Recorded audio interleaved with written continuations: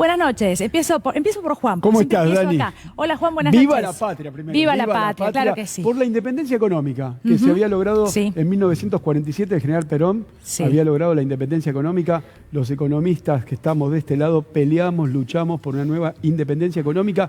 Recordemos que estamos atados de pies y manos por el gobierno de Mauricio Macri. Son los mismos que hoy se quejaban. Independencia en todo sentido. Nahuel, buenas noches. ¿Qué tal, Dani? Bueno, ¿Cómo feliz estás? día también. Quería, de lo que decías, una cosa muy importante.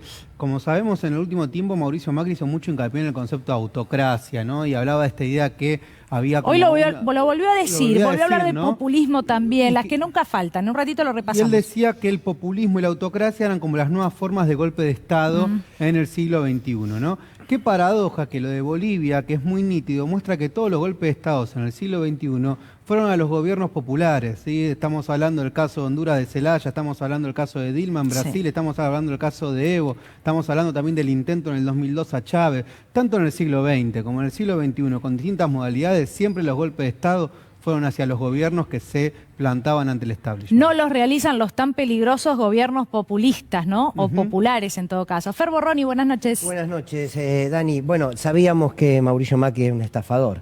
La familia de Macri comenzó su estafa como empresa precisamente bajo la dictadura militar aquí en la Argentina. Y ahora nos enteramos que probablemente Macri sea ni más ni menos que una persona que colabora con crímenes de lesa humanidad, que ha colaborado con crímenes de lesa humanidad. Ojalá que, por supuesto, la investigación avance y ojalá que sea en la Argentina, pero en todo caso, si no en Bolivia, ojalá que Mauricio Macri, si esto se prueba, pueda ir preso. Que bien le haría a la región, porque Mauricio Macri fue parte fundamental, después lo vamos a ver durante el programa, de lo que llamamos un segundo plan Cóndor en la región, que recién lo adelantaba Nahuel, que empezó con el golpe en Honduras, pero lo vamos a detallar. Esto que pasa es una manera de poder diferenciar en la política qué llamamos enemigos y qué llamamos adversarios. Mauricio Macri fue parte, si esto se comprueba, de un golpe militar, responsables de crímenes de lesa humanidad, y hay una lista de hombres y mujeres del gobierno de Macri que hay que investigar en sus responsabilidades. A ver, me parece que hay que enmarcar los niveles de responsabilidades, sobre todo para abrir los interrogantes, ¿no? Porque por supuesto tiene que avanzar la justicia y empezar a ponerle nombre y apellido a aquellos que deben dar respuestas. Por supuesto que el primero es Mauricio Macri, ¿no? Un Mauricio Macri, vos lo decías, lo analizabas al principio del programa, Dani, que en cuanto sucede el golpe en Bolivia, Mauricio Macri claramente niega. La lógica del negacionismo hacia la dictadura de adentro la aplicó hacia afuera, ¿no? Mauricio Macri niega absolutamente que en Bolivia esté sucediendo un golpe de Estado. Patricia Bullrich es otro nombre que hay que investigar. La misma Patricia Bullrich que todavía está siendo investigada por la desaparición de Santiago Maldonado. ¿Y por qué la pongo aquí? Por los antecedentes, digo, ¿no? Si tenés antecedentes de encubrimiento, antecedentes de conspiración. Bien, ahí está, Patricia Bullrich como un número puesto para esta investigación. Oscar Aguad, el mismo que está siendo investigado precisamente por haber tenido la información de dónde estaba Lara San Juan y no haber brindado esa información a los familiares, haber encubierto prueba. El mismo Oscar Aguad que alguna vez tuvo grandes amistades, ¿sí?, en la dictadura militar, por eso su apodo del Milico. Oscar Aguad, ministro de Defensa, debe dar explicaciones. Y Gerardo Morales, y aquí hay que detenerse. ¿Por qué el gobernador de Jujuy? Entre otras cosas, porque fue quien tiene hoy en día como ministro de Trabajo, que lo vamos a ver en la próxima placa, a uno de los hombres que era el embajador argentino en Bolivia, que claramente tenía que conocer esta situación. Estamos hablando de Normando Álvarez García, ex embajador de Bolivia. Hoy, El hombre al que iba dirigido el agradecimiento. Exactamente. Digo, Hoy el ministro de menciono Trabajo. esto porque es el hombre que consta en los papeles, que tuvo un rol fundamental durante el gobierno de Mauricio Macri en Bolivia, como vos lo contabas. Así es, y que hoy es ministro. Hoy es Jujuy. ministro en Jujuy. Exactamente. Jorge Faurier, vos recién también lo mencionabas, como ex canciller, conocía de esta situación. Luis Almagro, golpista ya consagrado. Bueno, el rol de la OEA ¿no? Durante Nahuel, no sé, Juan, si quieren agregar ustedes algo, pero se cuestionaba justamente que no hubiera una expresión por parte de la OEA, sino que por el contrario, ¿no? Avalara lo que sucedió. Y además que tiene un vínculo muy cercano, aún hoy, con Mauricio Macri y con María Eugenia Vidal, por ejemplo. Con Mauricio Macri, digo, con quien se reunió hace muy poco tiempo en los Estados Unidos, y con María Eugenia Vidal, que viajó, ¿se acuerdan?, a Estados Unidos. Bueno, uno de los encuentros era justamente con Luis Almagro. Déjame decirte un dato, ¿no?, de Luis Almagro, que en su momento García Linera y Evo Morales quisieron llamarlo, lo cuenta esto el vicepresidente en su momento de Bolivia, García Linera, y Almagro no atendía, y Almagro les había advertido que él iba a apoyar el referéndum cuando Evo hace el referéndum, que finalmente para poder ir un mandato más, pero que si le daban un golpe de Estado, él no iba a hacer nada, ¿no? Entonces ya hay una anticipación de un escenario que se venía, y también algo ahí es importante. Ariel Basteiro habló de la medialuna, ¿no? Lo que medialuna se llama Beni,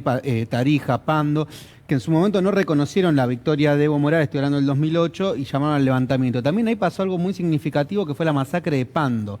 Fue una masacre hecha por la derecha, por los paramilitares, a campesinos que iban a apoyar a Evo Morales. Entonces, es decir, se sabe que en Bolivia históricamente las derechas más racistas, más radicalizadas, directamente van al linchamiento de los dirigentes sociales.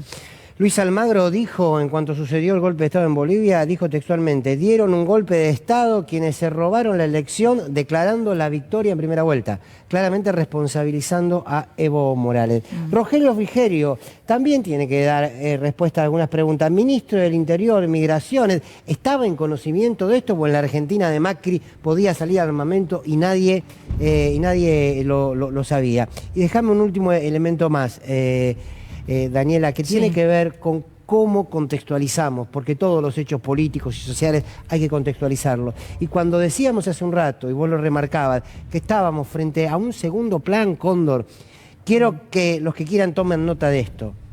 7 de diciembre del 2017, el juez Bonadío pide la detención de Cristina Fernández de Kirchner. El 8 de abril del 2018, Lula es llevado preso.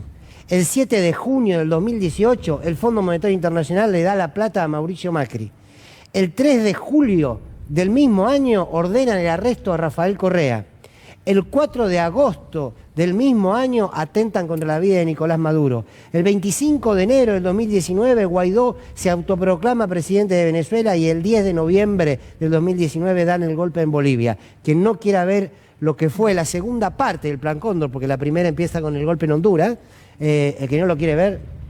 Te voy a agregar solo esto, porque ya vamos a los golpes de Estado en Latinoamérica. Mencionabas a Rogelio Frigerio, y para que no quede ahí colgado, ¿no?, de la palmera, aduana depende de AFIP. Y Migraciones depende del Ministerio del Interior. Bueno, si sale un avión con cargamento, ¿dónde tiene que estar registrado? ¿En la aduana? ¿Quién tiene que dar esa autorización? Bueno, lo mismo en el caso de Migraciones. Reitero, Agustín Rossi fue muy contundente, fue claro, dijo, esto no puede salir sin conocimiento del propio presidente de la Nación. Pero hablábamos de los golpes de Estado en Latinoamérica, el rol de la OEA y la colaboración, además, otro condimento que acá se suma, que es de otros países en un golpe de Estado, como por ejemplo el de Bolivia, también se habla de Ecuador. Pero nos metemos de lleno con ese tema, Nahuel. Sí, Dani, ahí me parece que es importante esto que decía Fer de enmarcarlo, ¿no? Enmarcarlo de que en el siglo XXI hubo una renovada doctrina de seguridad nacional. Recordemos que la doctrina de seguridad nacional era algo que se hacía en el siglo XX, que tenía que ver con los gobiernos que no eran afines en ese momento a las políticas de Estados Unidos. Básicamente aparecía la idea del enemigo externo y se los iba buscando la manera de derrocar y eliminar. Uno lo que puede ver es que en el siglo XXI lo que hubo fue una renovada doctrina de seguridad nacional, en la cual se instaló algo que comúnmente se llama como golpes blandos o golpes suaves, ¿no? Esto está documentado, hay documentos de la CIA, hay un filósofo que se llama Janet Sharp, donde hablaba justamente cómo hacer con estos gobiernos postneoliberales, estos gobiernos progresistas populares, para debilitarlos o derrocarlos de formas distintas, o con modus operandi o tácticas que fueron distintas a la que se utilizaron durante el siglo XX. Pero que sean distintas no significan que los objetivos que perseguían eran los mismos, ¿no? Hay algo que se llama guerra de baja intensidad. Vos te preguntar, ¿qué quiere decir guerra de baja intensidad? Bueno, quiere decir que no necesariamente la confrontación siempre se da de forma directa, sino que se van estableciendo distintas condiciones para poder llegar a formas de destituir. Pero vamos a repasar un poco cuáles fueron los golpes del siglo XXI en América Latina. Mira, vamos a arrancar acá con Manuel Zelaya. ¿Sí? Manuel Zelaya en Honduras gana un referéndum, lo saca un comando militar, un helicóptero, lo saca de la residencia y lo lleva. ¿Sí? Fernando Lugo en Paraguay en el 2012 se hace un juicio político express de menos de 24 horas y se lo lleva, ¿no? Y también se hace la masacre de Curahuatí en ese momento. Dilma Rousseff, que también muchos dicen fue un impeachment, no fue un golpe. Bueno, desde mi punto de vista fue un golpe de Estado de nuevo tipo, ¿sí? Porque en el mismo momento que sacan a Dilma, proscriben a Lula, luego para que no pueda hacer. Y Evo Morales, que capaz fue el golpe de Estado más parecido a lo que uno dijera a los golpes clásicos, sí, ¿no? Y con resistencia en la calle, cosa que no hubo en el caso de Dilma, además, no es un detalle menor. Sí, totalmente, eso que vos decís es claro. También en Bolivia hay un ejercicio de lo que son las comunidades, sobre todo las comunidades de altiplano, distinto con el tema de la calle. Vamos a ver los tipos de golpe de Estado. Esto que yo te decía, bueno, ojo que han aparecido nuevas formas, ¿no? Nuevas formas de dar los golpes, ¿sí?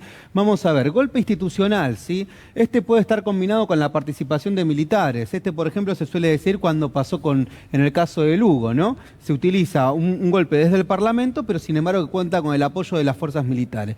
Golpe patronal, ¿no? Esto, por ejemplo, a ver, no quiere decir que es uno del otro, se combinan, pero hay uno que puede predominar, ¿no? Sí. Golpe patronal, por ejemplo, cuando hay locao patronales de forma continuada, hay corridas cambiarias, es decir, hay sectores del poder económico concentrado, ¿sí? Que empiezan a apostar ya de forma fehaciente a que se pueda dar un golpe de Estado. Y golpe militar de nuevo tipo, este es muy importante, ¿no? Porque es un golpe que llevan a cabo sectores armados, ¿sí? Puede ser autoacortelamiento, pueden ser sectores de la policía, militares, pero que están en manos de civiles, ¿no? Entonces vos pareciera que no es un golpe militar clásico porque hay civiles, pero en realidad sí lo hay, ¿sí? Y me gustaría acá también mostrarte las distintas etapas, ¿no? Que muchas veces se dan previo a estos golpes. Esto es importante tener en cuenta, ¿por qué? Porque para prevenir los posibles golpes, que esto probablemente sea algo que lamentablemente pueda seguir pasando, ¿no?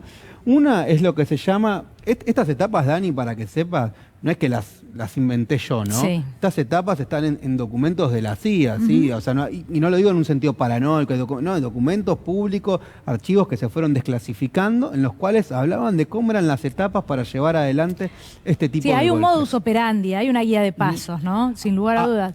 Me quedo pensando en la deslegitimación, ¿no? Pero dale, vamos por orden. Vamos por orden. Mirá, bueno, ablandamiento, ¿no? Esto que cuando se le llama ablandamiento significa buscar que un gobierno que acaba de ganar, ojo con lo que puede pasar en Perú, ¿sí? Que acaba de ganar Castillo, y en este momento ya hay sectores en Perú que están haciendo estas etapas. ¿Y a nadie le preocupa? Y a nadie le preocupa, ¿sí? Entonces, ojo con Perú, porque acaba de ganar Castillo. Los medios ablandan, ¿eh? ¿Ablandamiento qué es? Fake news, medios de comunicación instalando la opinión pública, instalando mentiras, ¿sí? Generando un clima Aquí Macri empezando, ¿no? aquí Macri empezando a hablar de fraude, ¿no? Claro. Sí. Deslegitimación, ¿qué quiere decir? Te quito tu legitimidad de origen. Sí, o porque hiciste fraude, o porque si ganaste, como por ejemplo el caso de Evo, que muchas veces ganó de forma contundente, por esta idea que, bueno, ganaste de forma legítima, pero después llegaste al poder y fuiste haciendo.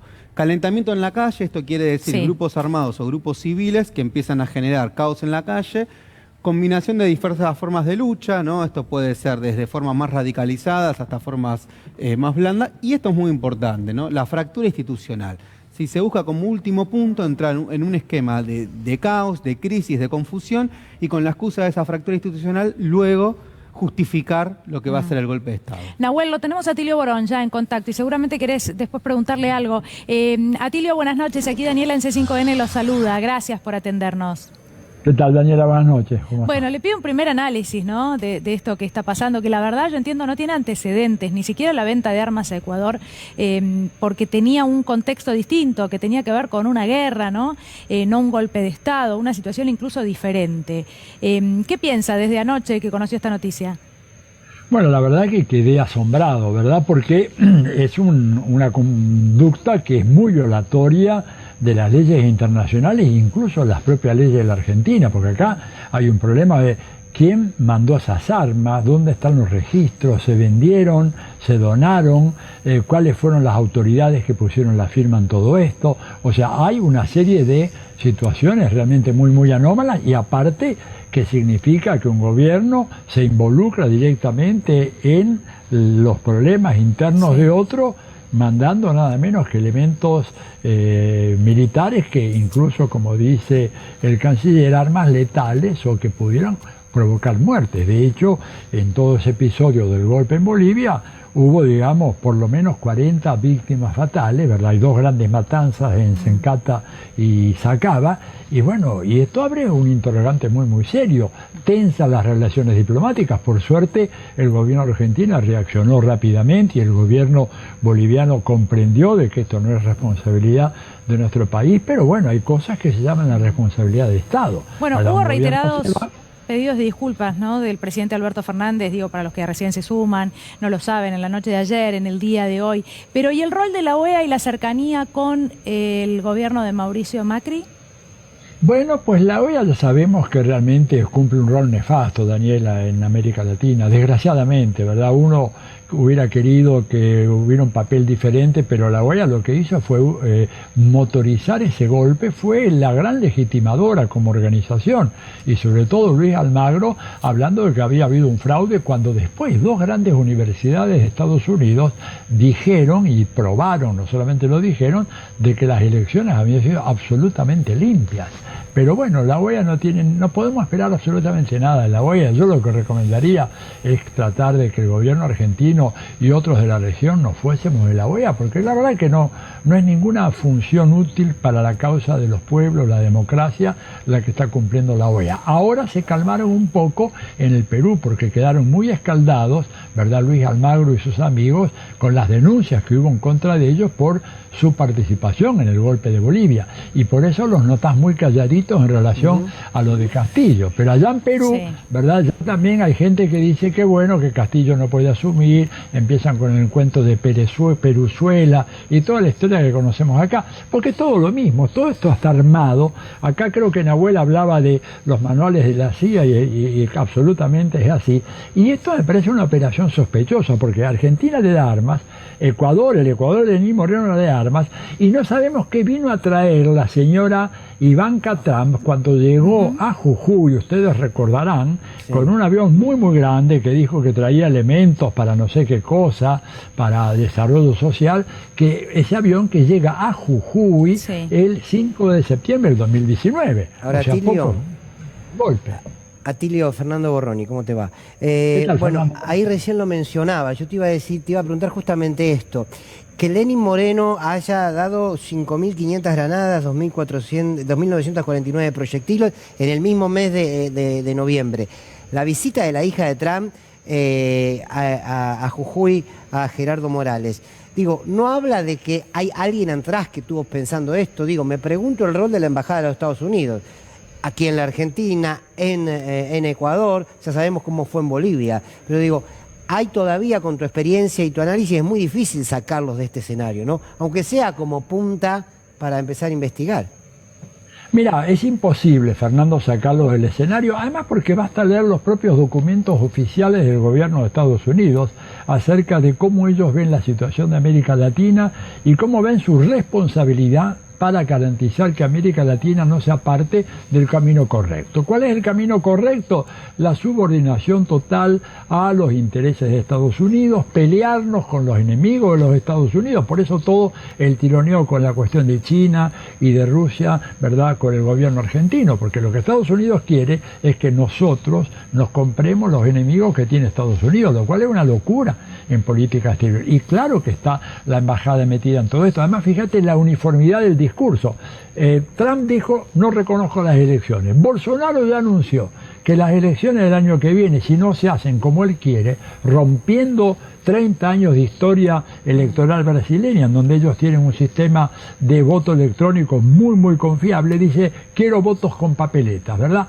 Macri acaba de decir hace unos pocos días atrás que tiene dudas sobre el resultado de las elecciones de la Argentina, insinuando que hubo fraude. Dualde también, dos expresidentes. Atilio. Dos expresidentes en muy poco tiempo, y digo, sumo a lo de Macri, lo de Eduardo Dualdi, que también dijo lo mismo varias veces, puso en duda las elecciones, Nahuel. Sí, Atilio, acá Nahuel Sosa, ¿cómo estás? ¿Qué tal, Nahuel? Te quería preguntar, o sea, ¿cómo ves que puede pasar ahora en los próximos meses? Porque, a ver, Bolivia sigue siendo estratégico, está el litio, está el gas, tiene recursos naturales importantes, entonces, por lo tanto, digo, hace poco también hubo elecciones, bueno, municipales, podríamos decirlo, que acá se dicen municipales, en los cuales hay sectores de la oposición que volvieron a ganar, en otros lugares no. El MAS está en un proceso también de debate interno. Entonces quisiera ver cuáles pensás que van a ser las estrategias de las derechas en Bolivia de acá a los próximos meses.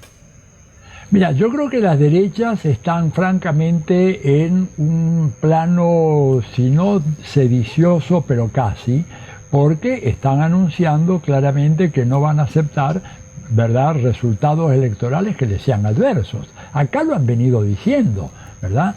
Acá, recordemos que a principios de este año, Patricia Bullrich dijo el gobierno de Alberto Fernández termina en el 2021. Digo, esto no es que yo estoy tratando de buscar la quinta pata al gato, para hablar un poco en términos criollos, ¿verdad? Sino simplemente ya dijeron eso.